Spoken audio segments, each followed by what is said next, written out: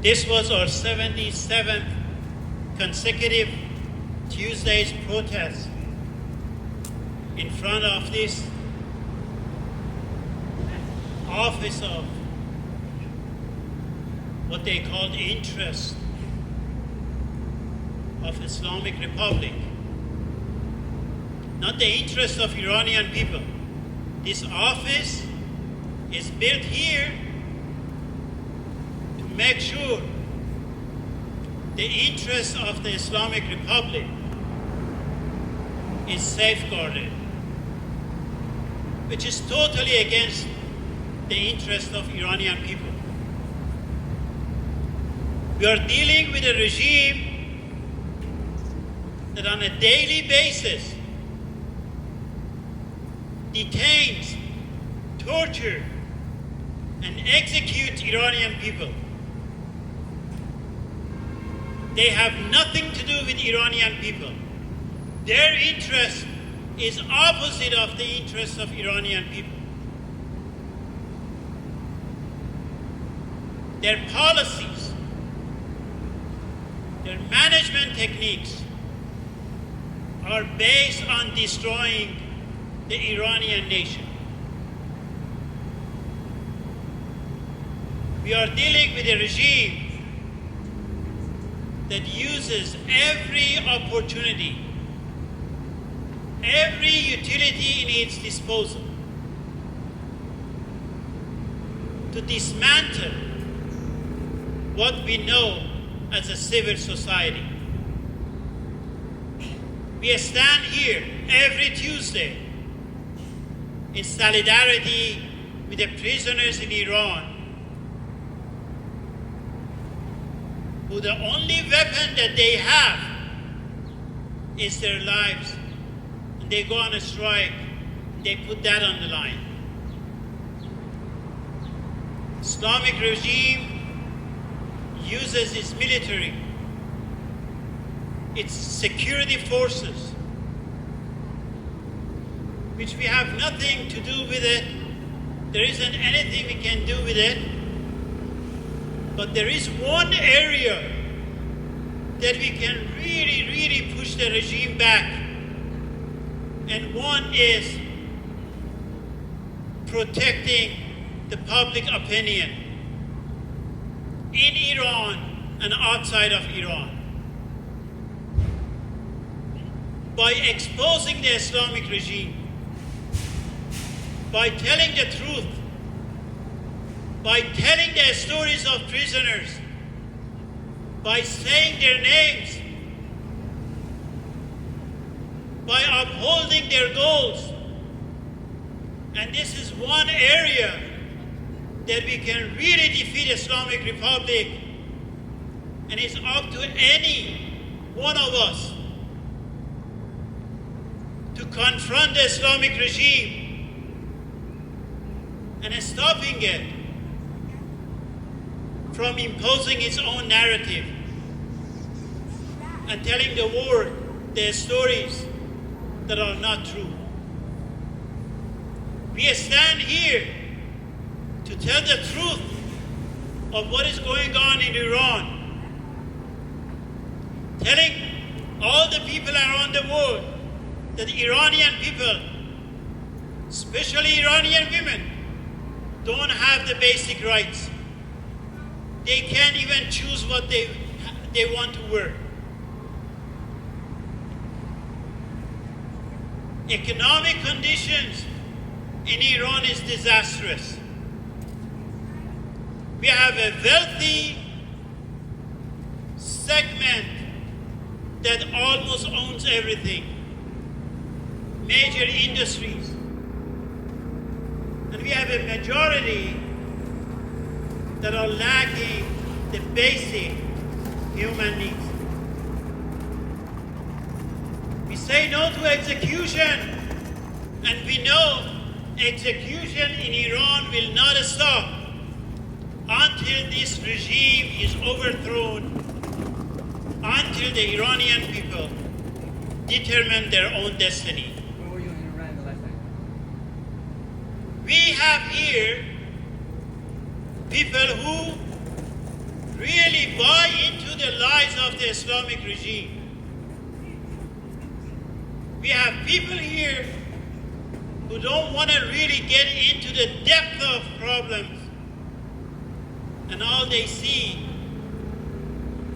is the news coming out from the mouth of liars and those who are propagandists for this regime.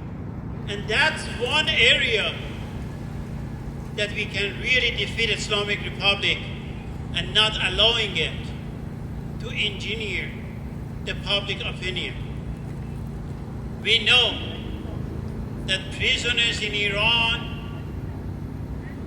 with bravery stand up to this regime, and that's the lesson we have learned from them in order to stand up to this regime here and anywhere around the world. Down with the Islamic regime in Iran. Down with the Islamic regime in Iran. No to execution. No to execution. No to execution. No to execution. Woman life freedom. Woman life freedom. Woman life freedom. Woman life freedom. Next Tuesday, 10:30, same place. Thank you. Everybody should have the basic rights of being able to choose how they present in themselves, whether it be deciding between covering their hair or letting it blow free in the wind, or singing and dancing to their ancestral music, or even the music they curate from their own living experience. Men speaking up for mothers, sisters, and daughters should be celebrated for their heroism, strength, and decency, not condemned in sham trials and found guilty of insulting God and being murdered for it. Teachers and students shouldn't be stifled from exploration, curiosity, and learning just because of their gender, dress, or theology, like those who are Kurdish, Zoroastrian, Baha'i, or of an Abrahamic faith. With those who dare to speak and think critically of surroundings disappearing in prisons or hospitals, never to be seen alive again. Children should feel free and safe to find their own identities and grow into their own adulthood without knowing the grief of loss due to state-sponsored murder. Blue-collar workers should be able to afford to feed themselves with safety and dignity. Afghan refugees trying to escape the even more tyrannical Taliban shouldn't be just abandoned and left to die because we are too busy virtue signaling for a government who's rounding them up and putting them in camps, just because all we see is our president is bad and anybody who he hates is a good guy. Our hopes are to one day be able to go a month without crying because someone we've been trying to help and save their life has been murdered by the government who should be protecting them. And that those we are trying to support know we are trying our best from the outside. Down with the Islamic Republic of Iran. Down with the Islamic Republic of Iran. Down with the Islamic Republic of Iran. Down with the Islamic Republic of Iran.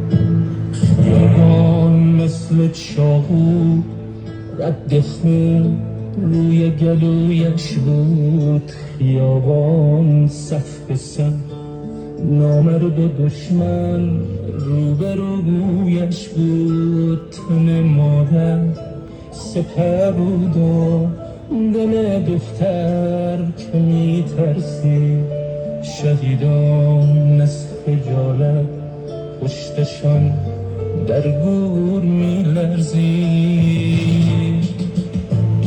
نبیگانه به یک لشکر خودی ما را کتک می زد به چشان خدا فواره های خون شتک می زد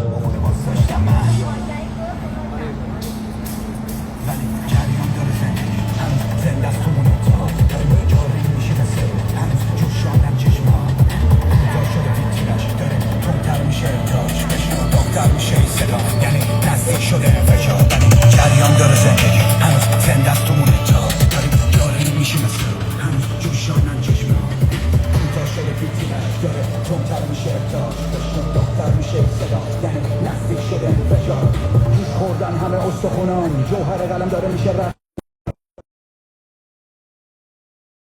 چیزه قلم چه دهم قلم مسئله هست که بستم که آهی جوری جرمی که پرده ها میرم رو بود برگه خودونم دیدم با دیده در اون سیده تو مطریه بمزخ بیره و جوانه داریم دوست پس خالیت میکنیم که مقصد چیه بدتر بشی بدتر و بدتر میشه تقسیمم شکر فارون کردم چون دیگه امروز سه‌شنبه است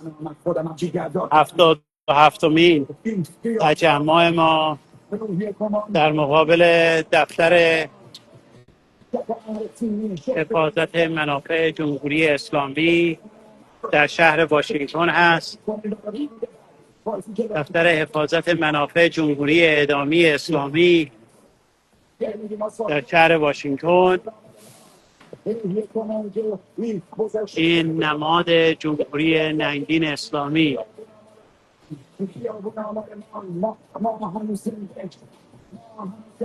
تنها جایی که در شمال آمریکا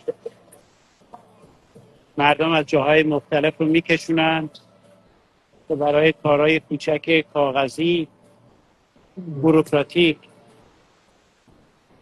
کارگوسری و شلوار بلند و پوشیده بیان.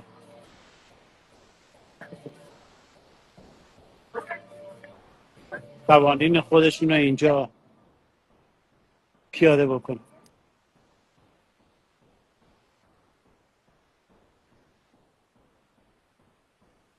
امروز بیانیه زندانیان منتشر شد که در 48 زندان با اضافه شدن زندان یزد زندانیان به اعتصاب غذاشون ادامه میدن. در بیانیه زندانیان اشاره شده به کشتار و اعدام هایی که صورت گرفته و حکمایی که اجرا شده و احکامی که برای اعدام زندانیان مورد تعیین قرار گرفته. زندانیان سیاسی، بند زنان، بند مردان بعد از بمباران اوین به زندانهای برچک و بشاپویه انتقال پیدا کردند. با اخباری که از خانواده هاشون از درون زندان میدن شرایط زندگیشون واقعا سخت و مشکل شد.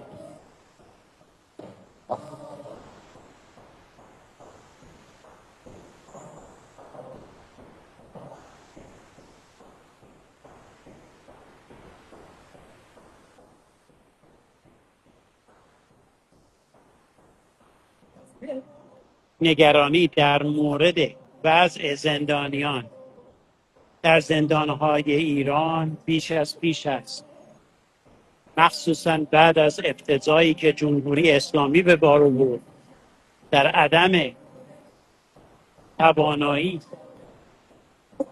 از حفظ جان و سلامت شهروندان ایرانی. بعید نیست انتقام خودش را از زندانیان سیاسی و دیگران که در حبس هستن بگیره، مثل شهریور 67. ما برنامه خودمون رو تا چند لحظه دیگه شروع میکنیم با خواندن بیانیه زندانیان که از ایران اومده امروز و شعری از بریشه مرادی که بازگو کننده امید و آرزوی زندانیان است. تا چند لحظه دیگه.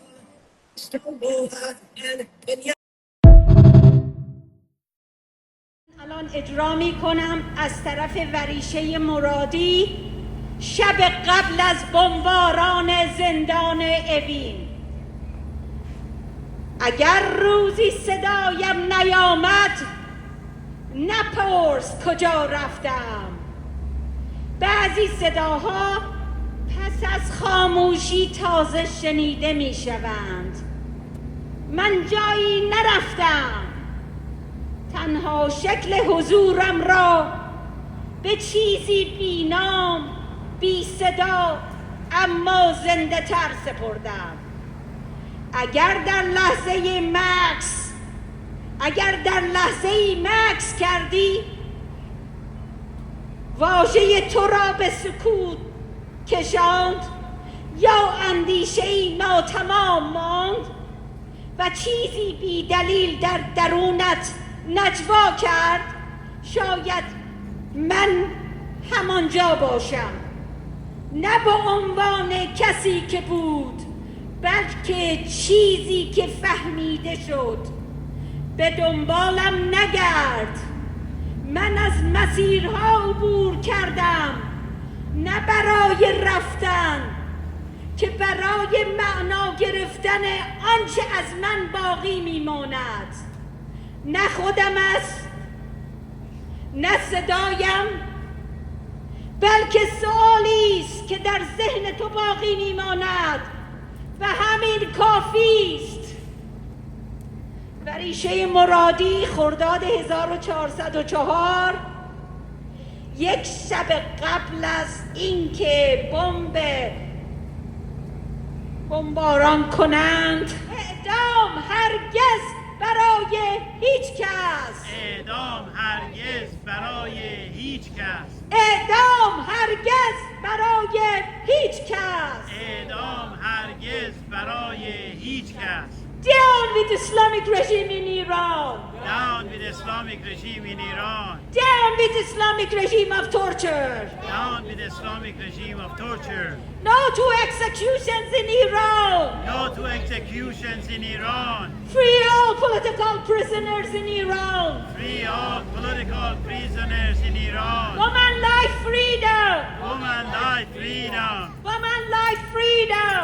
Woman life freedom. Justice for Iran. Justice for Iran. Human rights for Iran. Human rights for Iran. One solution revolution. One solution revolution. One solution revolution. One solution revolution. Free all political prisoners in Iran. Free all political prisoners in Iran. فرشاد اعتمادی فر. Free now. مسعود جامعی. Free now. علی رضا مرداسی. Free now. رزگار بیکزاده بابامیری. Free now. پژمان سلطانی. Free now. سوران قاسمی. Free now. کاوه صالحی. Free now. تیفور سلیمی بابامیری. Free now. فرشاد اعتمادی فر. Free now. مسعود جامعی. Free now. علی رضا مرداسی. Free now. رزگار بیکزاده بابامیری. Free now. پژمان سلطانی. Free now. سوران قاسمی. Free now. کاوه صالحی. Free now. تیفور سلیمی بابامیری. Free now. کارزار سه‌شنبه های نو اعدام با پیوستن زندان یزد در هفته 77 به 48 زندان گسترش یافت. در این هفته از کارزار همچنان صدای اعتراض علیه اعدام و قتل حکومتی در زندانهای ولایت فقیه بلند است. در تازه ترین اخبار برای 3 زندانی سیاسی، فرشاد اعتمادی فرد، مسعود جامعی و علیرضا مرداسی هر کدام 2 بار حکم اعدام توسط شعبه 1 بیدادگاه انقلاب اهواز صادر شده است. همچنین در روزهای اخیر 3 زندانی سیاسی عقیدتی محکوم به اعدام از هموطنان عرب به نامهای علی مجدم، معین خنفری و محمد رضا مقدم در اهواز به سلول انفرادی منتقل شده‌اند و متاسفانه در خطر اجرای حکم اعدام قرار دارند. بیخبری کامل از وضعیت این 3 زندانی و نگرانی‌های خانواده‌های آنها افزوده است. بیخبری از وضعیت این 3 زندانی و 10ها زندانی دیگر خطر ناپدیدسازی قهری را به شدت به همراه دارد. اتفاقی که در گذشته بسیار شاهد آن بوده‌ایم. خانم مایساتا، گزارشگر ویژه سازمان ملل در امور حقوقی بشر ایران، با ابراز نگرانی از وضعیت 3 زندانی عرب اهوازی بار دیگر زنگ خطر بین المللی در مورد موج سرکوب در ایران را به صدا درآورده است. این هشدارها باید به مطالبه‌ای عمومی برای توقف فوری اعدام‌ها بدل شود.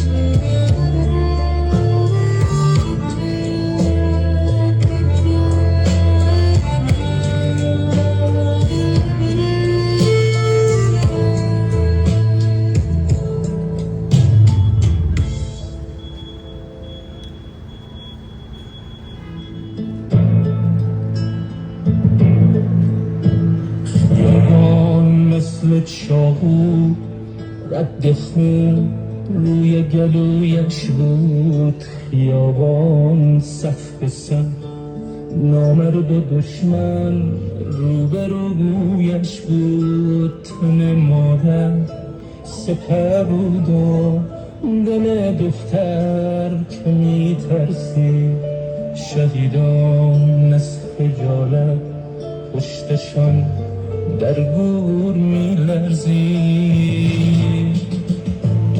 نه بیگانه